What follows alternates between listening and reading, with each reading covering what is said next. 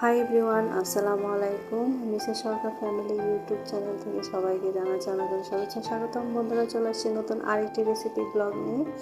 আর আমার আজকের রেসিপিটা হচ্ছে বরবটি আলু দিয়ে মাছের মাথা দিয়ে কীভাবে আমি সহজ উপায়ে রান্না করি সেটাই আপনাদের সাথে শেয়ার করব।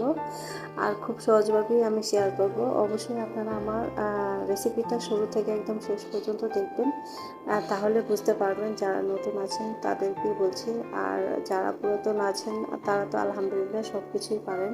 নতুন করে কোনো কিছু শেখানোর দরকার হয় না বা দরকার নেই। যারা নতুন আছেন শুধু তাদের জন্যই আমার মূলত রান্নার রেসিপি করা। তো বন্ধুরা, আমি সেই জন্য বসিয়ে দিয়েছিলাম পেঁয়াজ এবং তেল দিয়ে, সয়াবিন তেল। তো তার সাথে আমি দিয়ে দিয়েছিলাম আমার পরিমাণ মতো মশলা। প্রথমে দিয়ে দিয়েছিলাম 1 চামচ হলুদের গুঁড়ো, 1 চামচ করে মরিচের গুঁড়ো আর 1 চামচ করে ধনিয়ার গুঁড়ো। তারপরে সাথে দিয়েছিলাম একটু আদা রসুন